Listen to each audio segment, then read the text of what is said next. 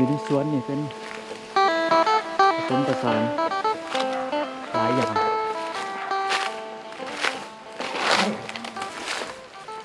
นี่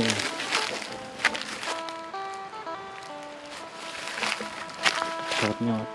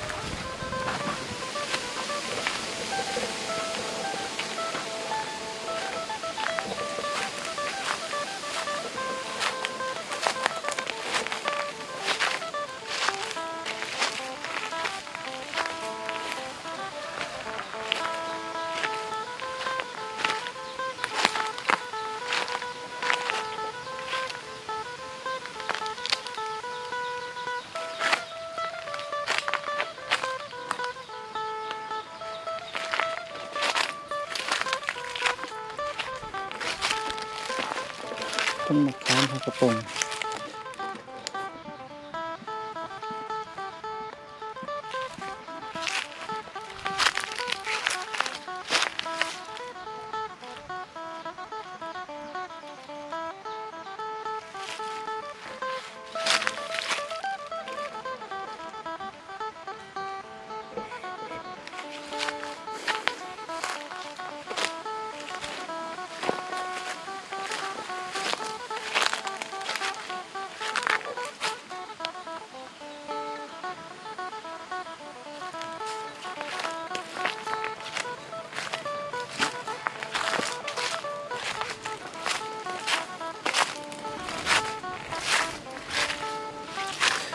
เสียบหมดเลย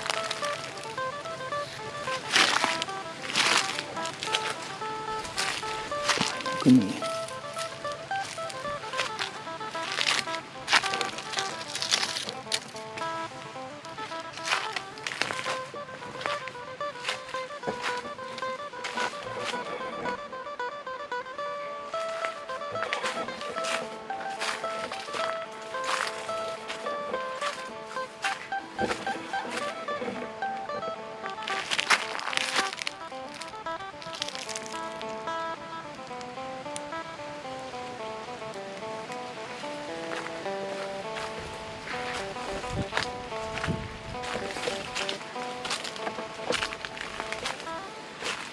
ต้นมะม่วง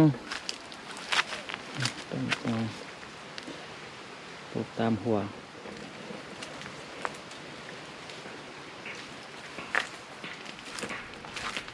ข้างนอก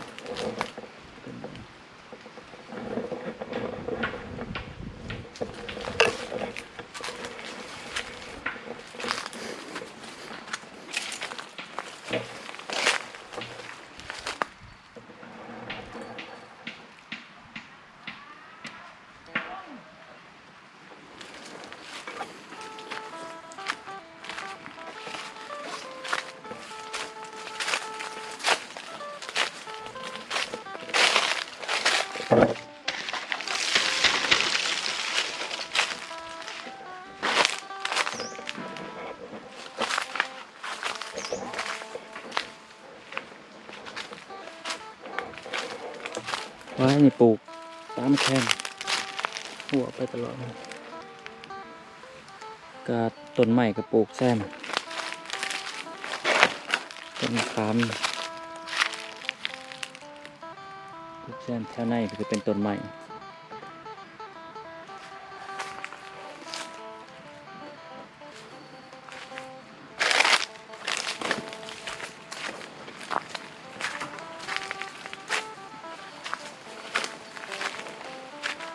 ต้นมะม่วงปลูกแซมมาเลยแซมไว้นี่ปลูกตามแคมหัวไปตลอดไว้อันนี้มันไว้โคกเป็นไว้โคกไว้ป่าไว้ธรรมชาติอันนี้ไม่นำมาปลูก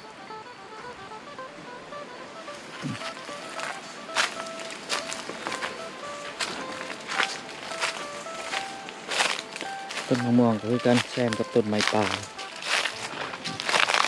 ยังถอดยอด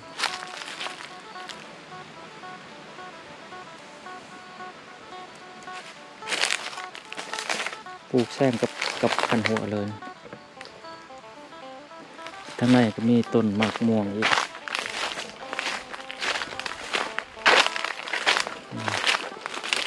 ต้นมะม่วงปลูกไว้แต่ละดูผลมันก็ติด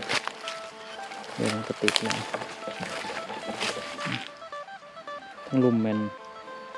เอากาบไม้เขาปกเพื่อบ่ให้ดินมันแห้ง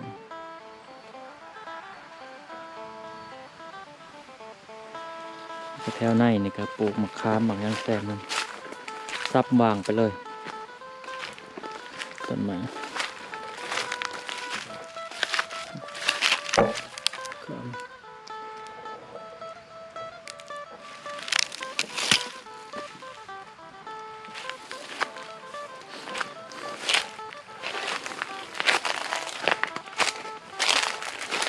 ต้นไม้นี่คือการซับไปเลยปลูกตามห่มไม้ป่าเพื่อมันสีเพื่อบ่ให้มันดินหนาดินมันแห้ง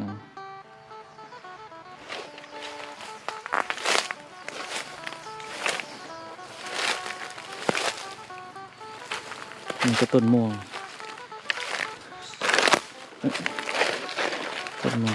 ใบหล่นมาเลยมันจะถอดยอด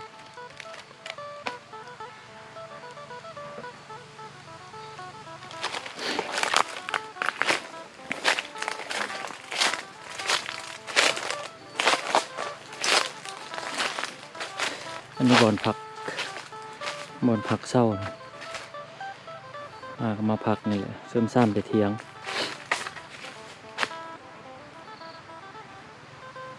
มาผักนี่นะ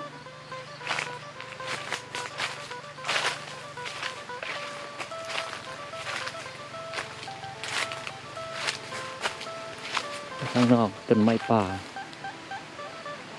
ต้นย่างนี่เป็นต้นย่างลำซันดีแข็งต้นย่างนี่ก็เกิดร้ายต้นกระแมนต้นย่างต้นกระแมนข้างต้นกระแมนต้นย่างและนี่ก็เป็นต้นย่าง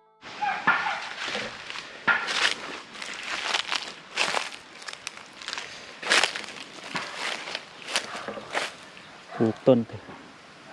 หมากไม้เธอละเล็กเธอละน้อยอันนี้แมนต้นหมากม่วงครับต้นหมากลิ้นไม้อยู่ในสวนนี่เป็นผสมประสานหลายอย่าง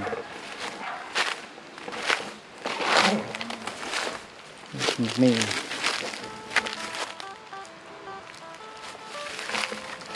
ถอดยอด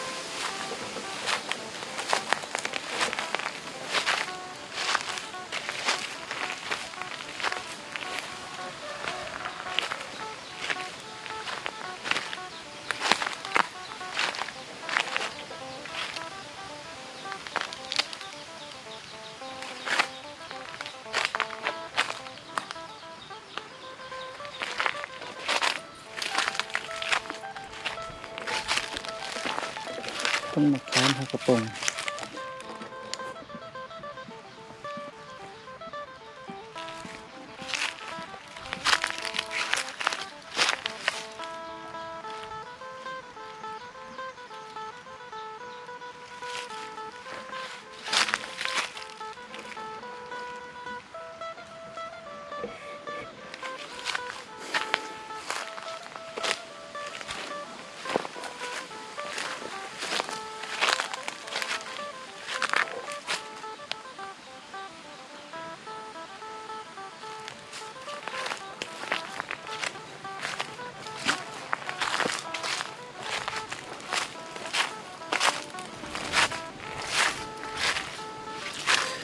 เสียบนิดหน่อย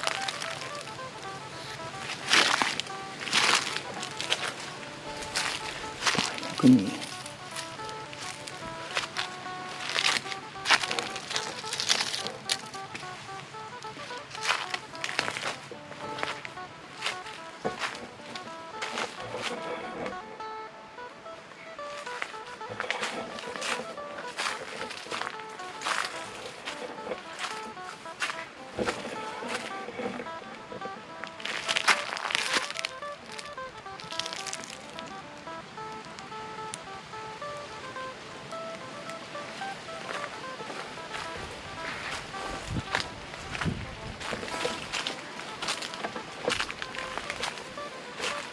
ต้นมะม่วงต้นมะม่วงปลูกตามหัว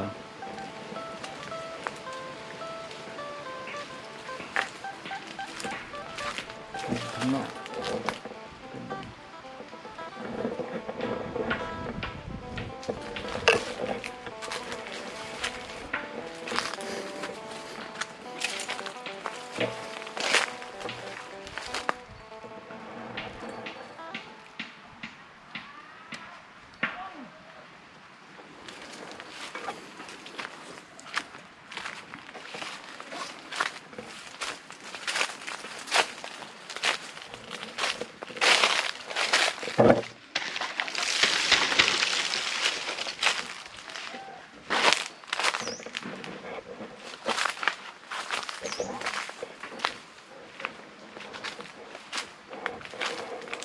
ไว้นี่ปลูก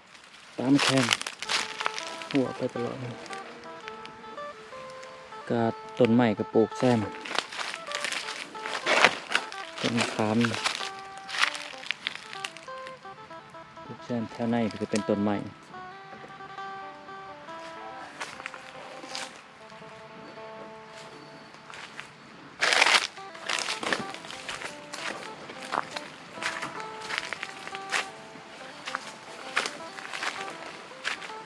ต้นมะม่วง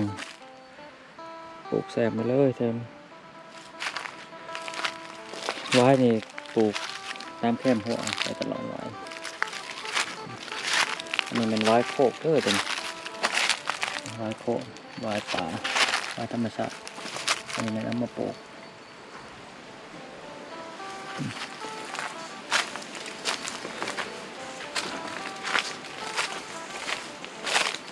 ต้นมะม่วงก็คือการแซมกับต้นไม้ป่า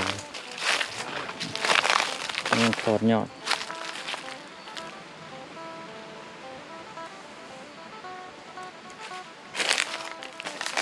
ปลูกแซมกับพันหัวเลย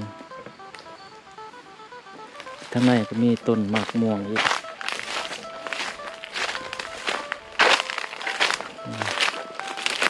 ต้นมะม่วงปลูกไว้แต่ละฤดูฝนมันก็ติดเดี๋ยวมันก็ติดแล้วทั้งลุมแมนเอากาบไม้มาปกเพื่อบ่ให้ดินมันแห้ง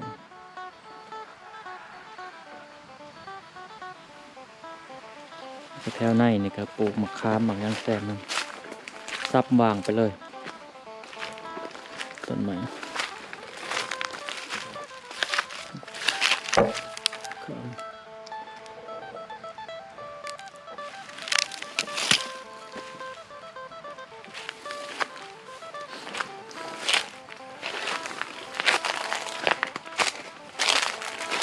เป็นแบบนี้คือการซับไปเลย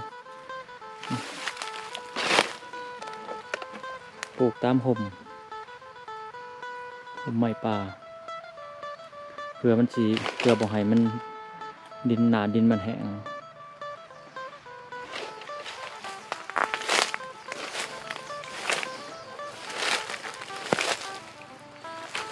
มันก็ต้นม่วงต้นม่วงใบหล่นมาแล้วมันก็ถอดยอด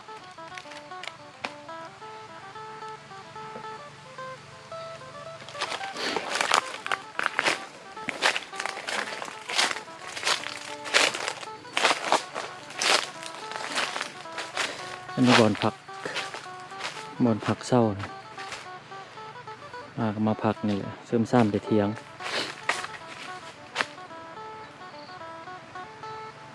มาพักนี่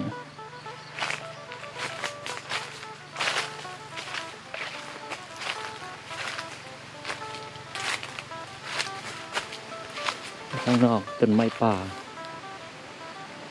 ต้นย่างนี่เป็นต้นย่างลำซ้ำดีแข็ง